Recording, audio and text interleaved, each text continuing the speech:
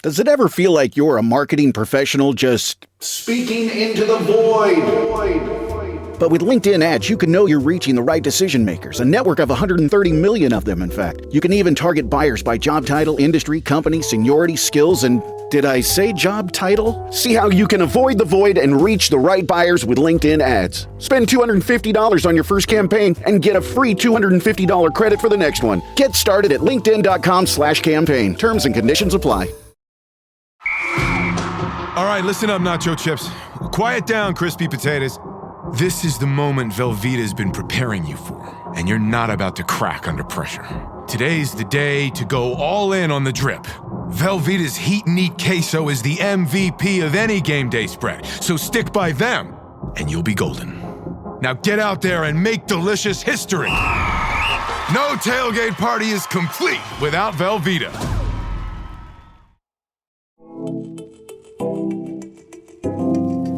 I'm Aislinn Green, and this is a very special episode of Unpacked by Afar.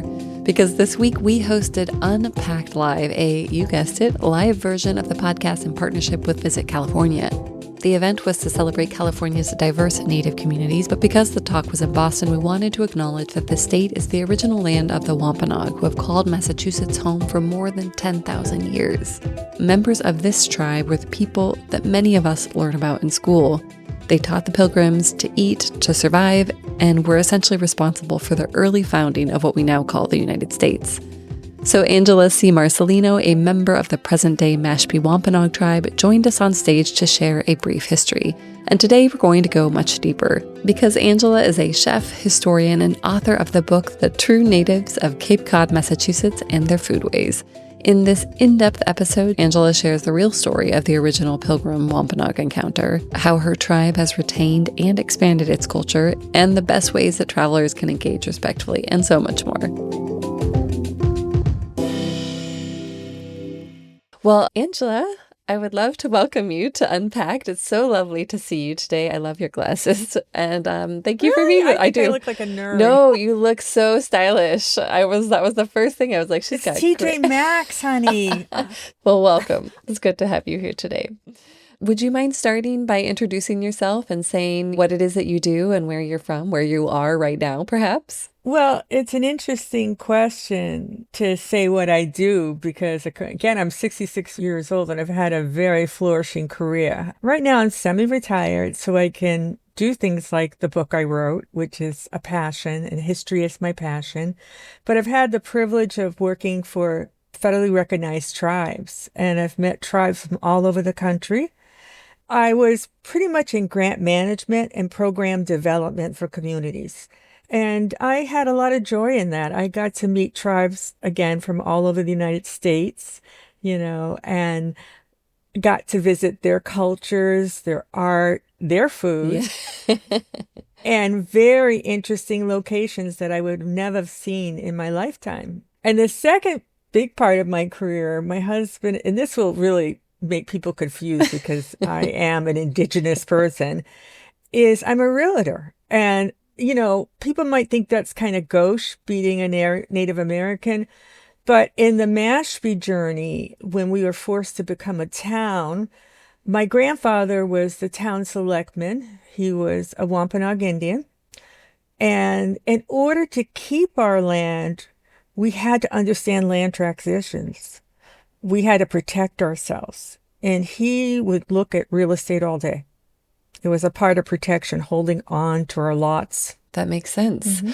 Well, could we step back, and since you are a member of the present-day Mashpee Wampanoag, which is a federally recognized tribe, could you share who those people are? I mean, you have thousands of years of history and what they represent within Massachusetts.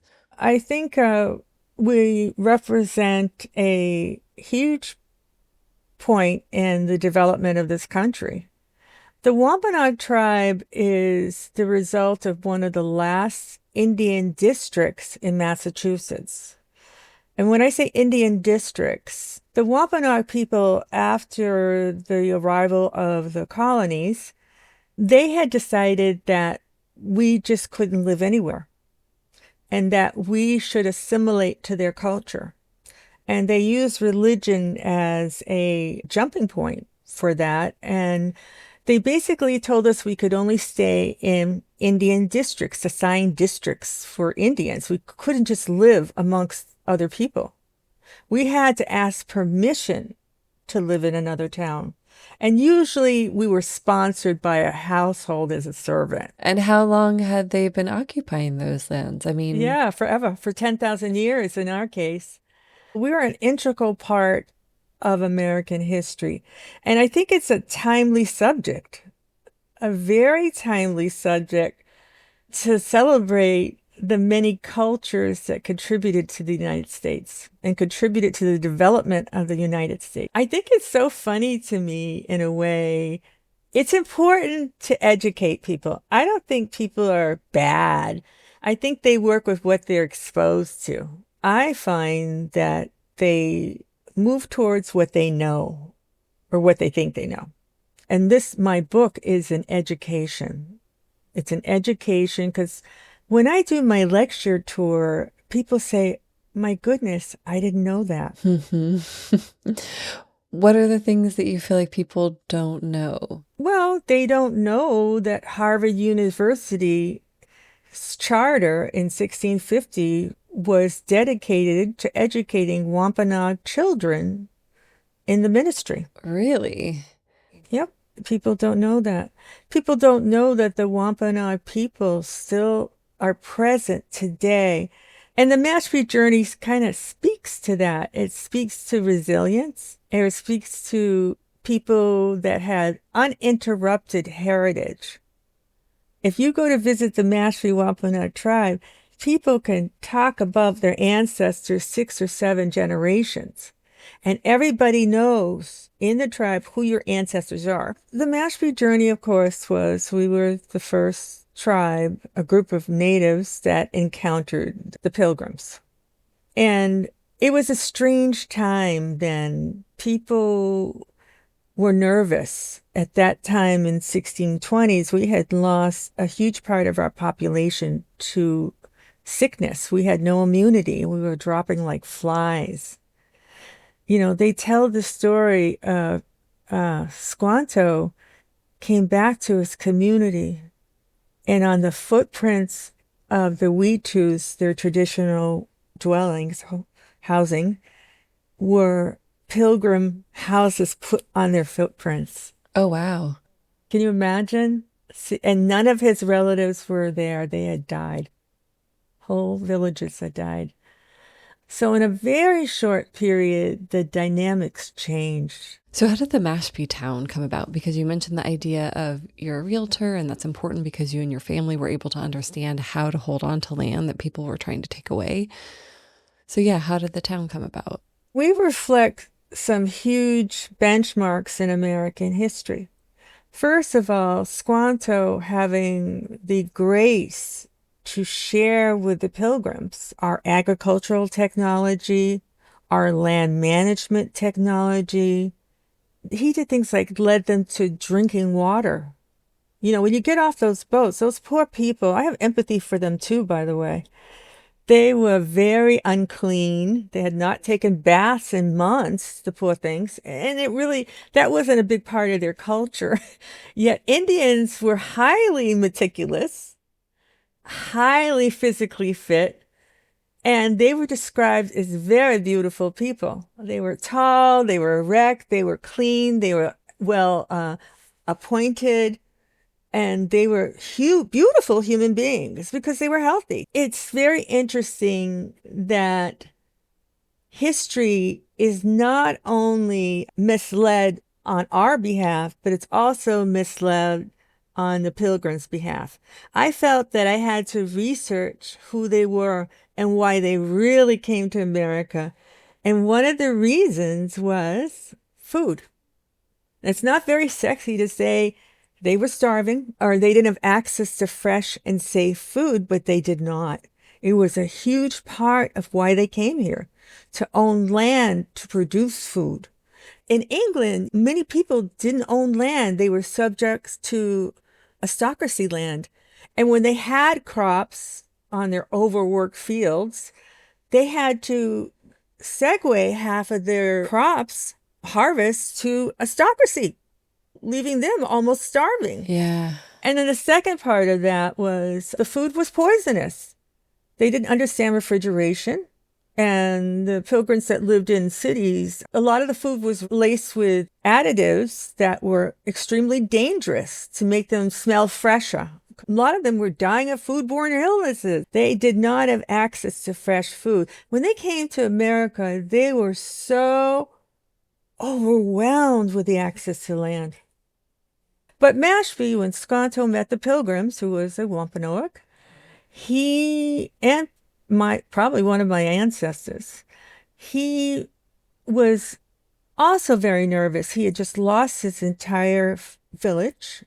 He became an interpreter because he understood English, because he was working up north in the fishing grounds with the French and English.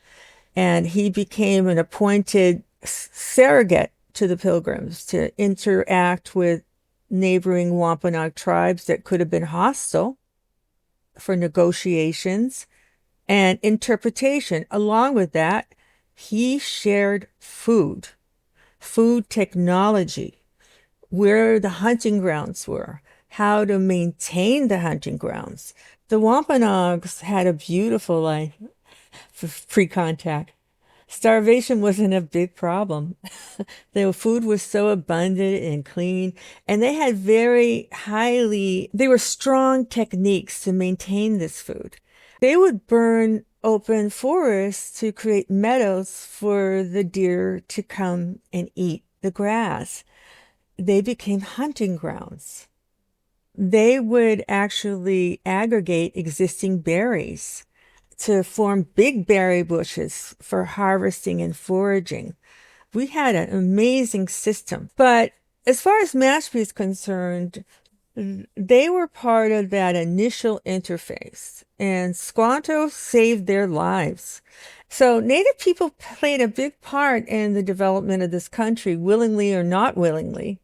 So Squanto was responsible for the strong footprint. Definitely. And he exchanged this information because he was frightened.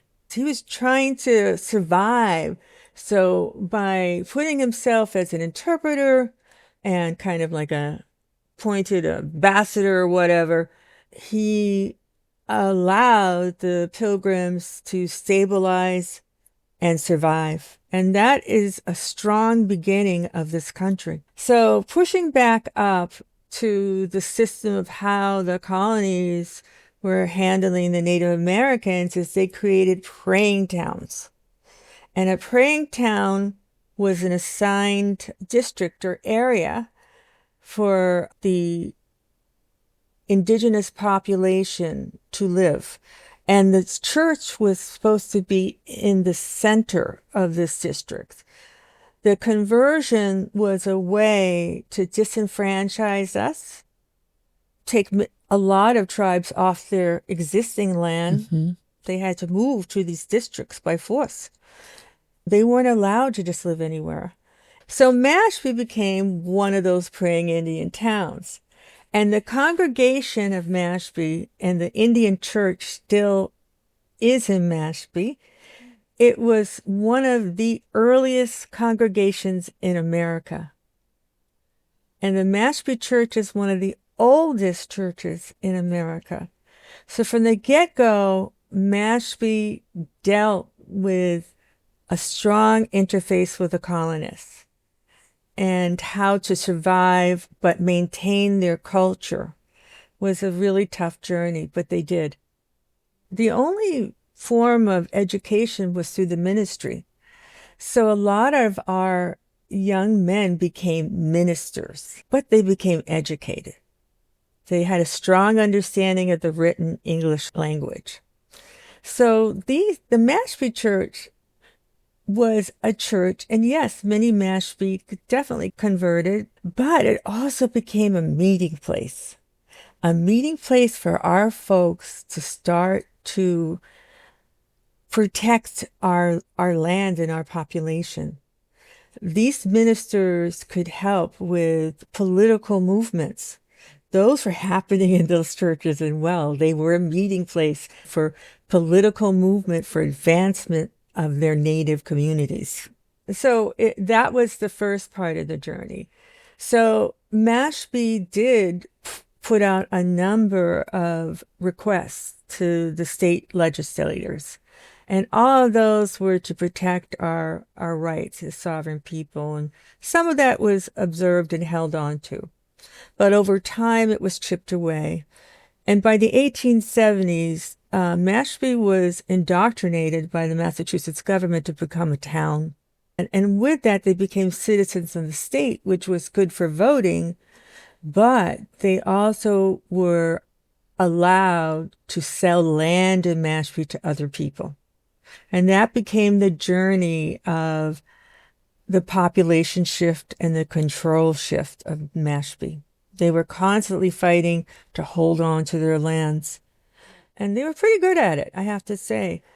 And then in the 1970s, things changed again. So tell me about that. What happened then? The Mashpee town was predominantly run by the Mashpee natives. The fire police chief was Mashpee, and all of his firemen were Mashpee. The selectmen were Mashpee, like my grandfather, who was selectman for 37 years. The local police force was Mashpee. The town clerk was Mashpee. It was great. I'd walk into the Mashpee town hall, and they were all my relatives. But in the 1970s, Cape Cod was becoming a very popular destination for tourists. And Mashpee was situated as the second exit off the Cape Cod Highway. Very convenient to Bostonians and other people. Okay. And it also had beautiful beachfront property and low taxes because of the natives. So developers hopped on it like crazy. And overnight, these gated communities popped up with very wealthy and influential people. And the voting shifted, and Mashpee lost their control of the town. So the Mashpee, who never give up, God bless them, they filed for a land suit because many of the properties were illegally taken from them, and they felt they could demonstrate that. That land suit did not work, but the Mashpee still not giving up. They filed for federal recognition as a tribe. And that started in 1978, and we were not federally recognized to 2007. It was a big day. So what did the federal recognition do then? Oh, we were in charge of our own lands. We were now a nation within a nation. That's what a federally recognized tribe is. We are a nation of Mashpee now. Our tribal IDs can be used as passports. We are a sovereign nation. People don't understand that. Our lands are under our police force. You are guests to the Mashpee when you step into our reservation. You know, we're running our own people, our town. We also have a beautiful place to meet and celebrate our culture, which we do quite regularly. Jessie Littledoe a tribal member, won the MacArthur Award for rejuvenating our language. We have a school for our children, and they learn our language from the beginning. And we have a school for our elders. We are practicing our language. It's huge.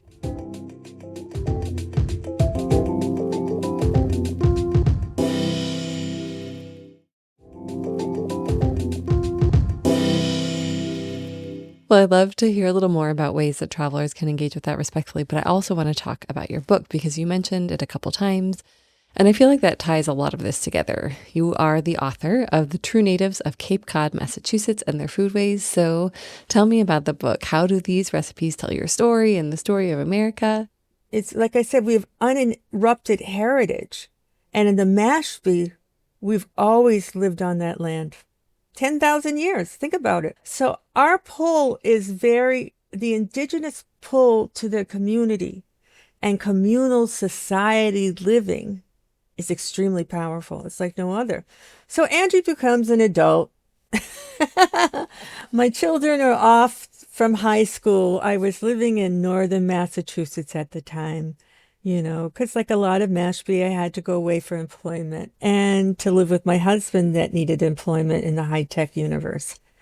And when my kids were off to college, I packed up myself and moved back to Mashpee. Yeah, You were ready. And yeah, I was. And when I came home, Mashpee is truly still acts like an ancient communal society. We get together often and we eat together often as one huge family. Our ties are so powerful, and this want to be with each other is very powerful, and this obligation to each other for survival, to share food. We are still doing our ancient practices in Mashpee. We are still foraging. We have ancient past systems created by our people and ancestors thousands of years ago that are still there because we still step on them. And they lead you to blueberry bushes. They lead you to fishing grounds. They lead you to the ocean, to the rivers, lead you to hunting grounds, meadows, and deer runs. And that's because we're still stepping on those paths to get to those sites, to still live as ancient people. When I came home to Mashpee, I definitely immersed myself and volunteered on many committees. A lot of Mashpee volunteer on committees. We don't get paid for what we do. It's an obligation to our community, and it's just what we do. No strings attached. That volunteering is what helped us survive. Not wanting money to help our people. Whole different value system. So when I came home, I was so happy. I joined the museum committee. I joined the land use committee. And of course, I would go to the many, quote, potlucks that we would have, because we all still love to eat, and we all still love to eat together. And all of our greatest Indian cooks come and make our favorite dishes. And some of those dishes are 10,000 years old. So when I would come to these events, I would make the dishes my mother taught me. And they would say, Angie, the older women would say, Angie, how do you make your, clam chowder? I'd say, bum, bum, bum, bum. And they'd go, that's right.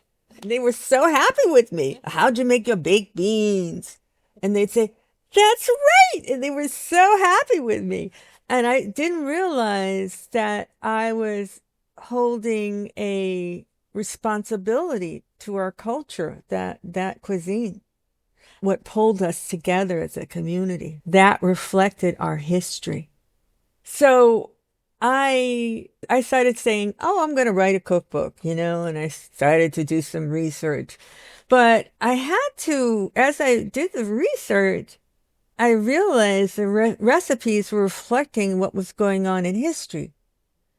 I also realized it was also a reflection of New England culture, because many of the dishes that I made were a product of English culture and that interface. That makes sense, of course. Yeah. Yeah. So, and so a lot of the foods we cook in Mashpee are a result of English recipes. Old English, oldest cookbooks are from New England. And we love them, but some of the ingredients were changed because of availability. And it told the story of our history, So I started to research English food as well. And of course, why they came here. And it tells you things like how the two cultures were working together at times or exchanging cultural information in their cooking. And it tells you like the English folks, they had no available white flour. And white flour to the English represented purity and all things good because it was white. Well, at that time, the colonists weren't getting a lot of shipments available from England. And it tells you they had to make do. So they used brown flour from their wheat fields, and that was shipped. And it was indoctrinated into their food. So it tells you about that time. And a lot of things happened. When they were changing cultural exchanges with the native people, they were introduced to cornmeal, thus hasty pudding, which is a combination of native ingredients. But this also tells you that their cultures were put together for reasons. Unfortunately, for the native people, many of them were enslaved. But that also forged closer interaction and closer exchange of food products of the natives and an introduction of how they could work with English recipes. So that tells you that point of history. Mashpee and history go one, and American history go one and one. Would you be able to share one example of a recipe that maybe is more from a pre-contact time or represents food before the English settlers arrived? I have a beautiful story around that. In the springtime, the entire tribe is on the hotline. They are looking for the first heron to run in the herring runs, which is a fish that migrates from the oceans to fresh water.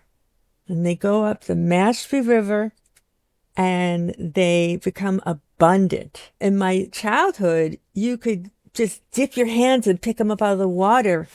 Unfortunately, that is not the case now because of pesticides and disruption in their migration. So the tribe is working very strongly with the town. The tribe works with the town on huge conservation issues. Like they brought back the New England rabbit. They worked together on that. They took our ancient ways and applied them to modern environmental challenges. All my life as a child, it was a big deal. The whole tribe would drop everything, be down at the heron run. And what the tribe does is they corn that herring. They put it in buckets with salt, and it becomes highly pungent and probably not easily liked by everyone. But it's a very, and they get dried. They get dried. My uncles would put them on sticks up in trees. They would smoke them. And that smoking and drying process, it's 10,000 years old. We're still doing it. And we love the corned heron. And my aunts, they lived in beautiful homes, but they would put newspaper out on the tables, and we would still get together and eat as a family, and we would be picking away at this dried fish happily. And we were still doing the practice of our ancestors. Are there other aspects of the book that you would like to share? Well, it's very interesting. This book is not just about Wampanoag culture. It's also, I think, true natives are people that are very entrenched into the Cape Cod, southern Massachusetts culture. My father's family, they were from the Portuguese diaspora. They were from the Azores, they were from the Cape Verde, and they were from the Seychelles Islands. I didn't have as many opportunities to live with them, so I just wasn't close to them. But when I researched them, I realized that the reason my parents' union was not a mistake. It was a part of history, and that was the whaling industry. The Seychelles, Azores, and Cape Verde Islands were islands of ports and items of huge whaling grounds. And those people became expert mariners and whalers from those Portuguese colonies. So my ancestors came in droves. And whaling was always on the list of the colonists. Right from the beginning, they were looking for whales for their oil. And so I realized that my father's family was a deep part of the regional history and a deep part of the regional food.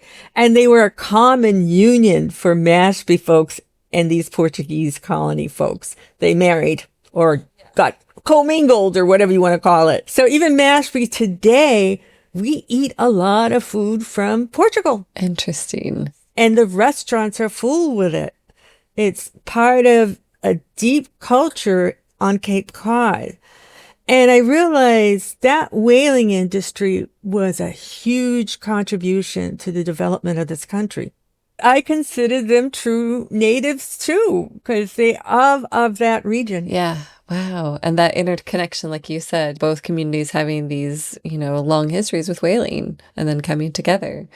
Well, the Mashpee Wampanoag are known as the people of the first light, and I was hoping you could tell us why that is. Well, they were known by the other ancient people of the first light. It's because we were the people closest to the ocean, the Eastern Ocean, and we were the first people to greet the sun as it rose. And that's why they identified us as that. That's beautiful. So we are the Algonquin people of New England are the people of the first light. You must get some pretty amazing sunrises. We do. It is very beautiful.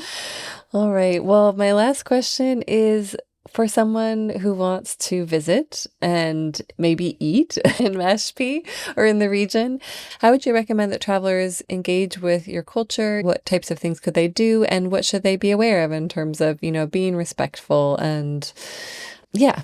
Well, Mashpee has an annual powwow, usually 4th of July weekend. It's 3 days of us drumming, which is very spiritual to us. And our drummers are beautiful. We have many of them, they do the ancient ways. And drumming is very calming to your heart. Anyone. It's beautiful. I just love to hear the drums and the singers. They sing ancient songs, our songs. They also have beautiful dancers. We dance. We wear our traditional regalia. I have some of it on right now. Yes, I saw it. Yeah. All tribes have traditional regalia. They invite tribes from all over the United States to visit us so we can learn about their cultures as well, which is fun. And our spirituality. We practice our spirituality. The powwow is a time for families to get together and honor our spirituality and honor our people. And it's also an education from non-native people to understand us better and respect our ways. Yeah. So the powwow is open to the public, outsiders yes, as well? We have that's cool. Huge attendance now, but we could always have more visitors. And Cape Cod is a beautiful place to visit, and I say book early. There is very little room on Cape Cod. It's very popular. So that's one thing. And visit our Mashpee Museum. And there are Portuguese festivals, one in P-Town, to go to, which is fun. And the cuisine is in many of the restaurants. The Portuguese cuisine is so much like the kale soup and the jagacita, which is the beans and rice. It's a staple. The Mashpee eat it. We all eat it all day, It's beautiful food. And the chowder, which is native food, definitely is in many of the restaurants. Stuffed quahogs. You can get all of that food, our indigenous food at our powwow. And of course, our newly revered chef, honored from the Beards Award Foundation, Sherry Pocknick, is from Mashpee. She's the first indigenous chef to be awarded. And she has a booth at the powwow, and the lines are so long because people are excited to eat our food. And she does a beautiful job. She does. I admire her so much. Wow, that is really cool. All right, well, I want to come and eat. And it's funny, I was thinking about you the other night because I get a seafood CSA here in California and I receive clams. So, of course, I made clam chowder. Oh, good. And I was like, I wonder how Angela makes her chowder. And now I need to get her book so I can use her recipe. I made it for my neighborhood guests, and they went nuts. It's Really? nothing like you get in a can. Yeah. No, oh my it's gosh. not. And my husband is a retired executive of Dunphy and Omni Hotels. Oh, wow. Okay. So he oversaw a lot of hotels, and he waits for my chowder. Do you only make it at certain times of year when you can access your... Oh, I make it anytime I can. Oh my God, it's so delicious. The chowder I make is a result of English culture, the milk, which we did not have, combined with the quahogs. And the quahogs are the key. It's a sweet, large clam, mostly found in southern New England and Rhode Island, that you find nowhere else. And it's very sweet, and it's a lot of work to gather them. My mother would go down to the ocean and get our food. The Mashpee still forage. They still hunt. Drive by Mashpee homes and you'll see a raccoon hanging from a tree or a deer. Yeah. Yeah, they're still doing the native thing. That's really cool. But you can find my book like everyone else on Amazon. We'll include a link to it. And I hope I have the opportunity to teach people a lot of things. Absolutely. Well, you've educated me today, and you are a delight and a wonderful storyteller. So, Angie or Angela, thank you so much. I appreciate your time and your energy. You're welcome. And that was Angela C. Marcelino. Thank you so much for joining us, Angela. In the show notes, we've included links to her book and her website. And be sure to listen to the first episodes in this Unpacked Live series featuring river guide John Acuna and chef Christina Lone Wolf Martinez. Those links are in the show notes as well. We'll see you soon, maybe even in person.